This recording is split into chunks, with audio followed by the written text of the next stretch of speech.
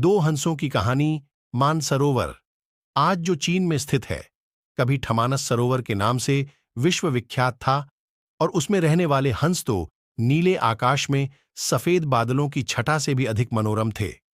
उनके कलरव सुंदर नर्तकियों की नुपुर ध्वनियों से भी अधिक सुमधुर थे। उन्हीं सफेद हंसों के बीच दो स्वर्ण हंस भी रहते थे।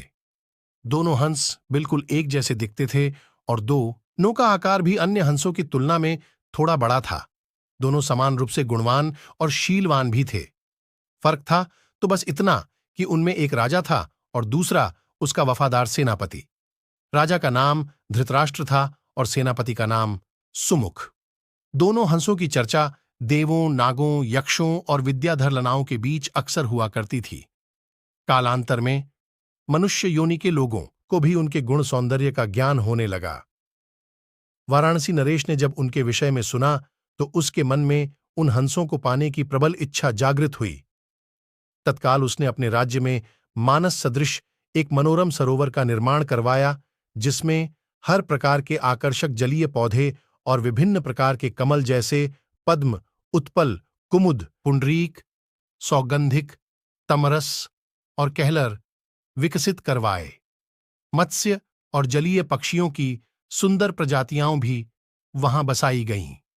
साथ ही राजा ने वहां बसने वाले सभी पक्षियों की पूर्ण सुरक्षा की भी घोषणा करवाई, जिससे दूर दूर से आने वाले पंछी स्वच्छंद भाव से वहां विचरण करने लगे। एक बार वर्षाकाल के बाद जब हेमंत आरार्तु प्रारंभ हुआ और आसमान का रंग बिल्कुल नीला होने लगा, तब मानस के दो हंस वाराणसी के ऊपर से उड़ते हुए जा रहे थे।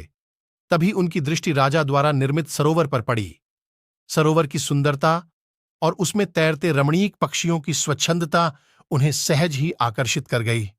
तत्काल वे नीचे उतर आए और महीनों तक वहां की सुरक्षा, सुंदरता और स्वच्छंदता का आनंद लेते रहे। अंततोगत्वा वर्षा आरार्तु के प्रारंभ होने से पूर्व वे फिर मानस को प्रस्थान कर गए। मानस पहुंचकर उन्होंने अपने साथियों के बीच वाराणसी के कृत्रिम सरोवर की इतनी प्रशंसा की कि सारे के सारे हंस वर्षा के बाद वाराणसी जाने को तत्पर हो उठे। हंसों के राजा युधिष्ठिर और उसके सेनापति सुमुख ने अन्य हंसों की इस योजना को समुचित नहीं माना। युधिष्ठिर ने उनके प्रस्ताव का अनुमोदन न करते हुए यह कहा कि पंछी और जानवरों की एक प्रवृत्ति होती है, वे अपनी संवेदनाओं को अपनी चीखों से प्रकट करते हैं, किंतु जंतु जो कहलाता है मानव बड़ी चतुराई से करता है। अपनी भंगिमाओं को प्रस्तुत जो होता है, उनके भावों के ठीक विपरीत। फिर भी कुछ दिनों के बाद हंसराज को हंसों की जिद के आगे झुकना पड़ा और वह वर्षा आरार्तु के बाद मानस के समस्त हंसों के साथ वाराणसी को प्रस्थान कर गया। जब मानस के हंसों का आगमन वाराणसी के सरोवर में हुआ और राजा को इसकी सूचना मिली, तो उसने अपने एक निषाद को उन दो विशिष्ट हंसों को पकड़ने के लिए नियुक्त किया। एक दिन युधिष्ठिर जब सरोवर की तट पर स्वच्छंद भ्रमण कर रहा था, तभी उसके पैर निषाद द्वारा बिछाए गए जाल पर पड़े। अपने पकड़े जाने की चिंता छोड़ उसने अपनी तीव्र चीखों से अपने साथी हंसों को तत्काल वहां से प्रस्थान करने को कहा, जिससे मानस के सारे हंस वहां से क्षण मात्र में अंतर्धान हो गए।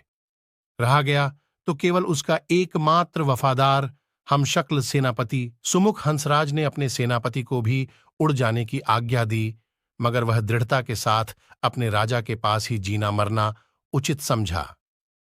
निषाद जब उन हंसों के करीब पहुंचा तो वह आश्चर्यचकित रह गया, क्योंकि पकड़ा तो उसने एक ही हंस था, फिर भी दूसरा उसके सामने निर्भीक खड़ा था।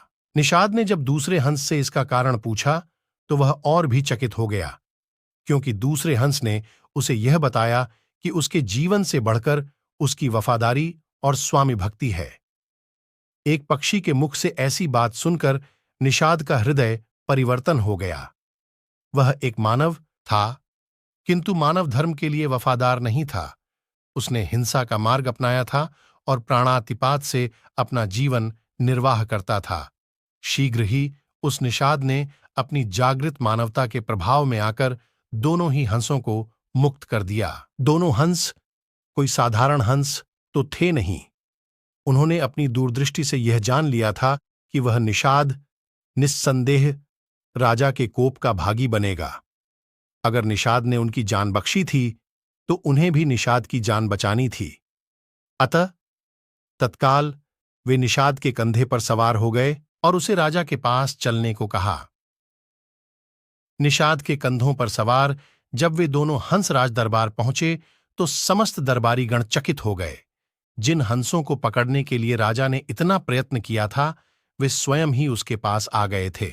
विस्मित राजा ने जब उनकी कहानी सुनी तो उसने तत्काल ही निषाद को राजदंड से मुक्त कर पुरस्कृत किया। उसने फिर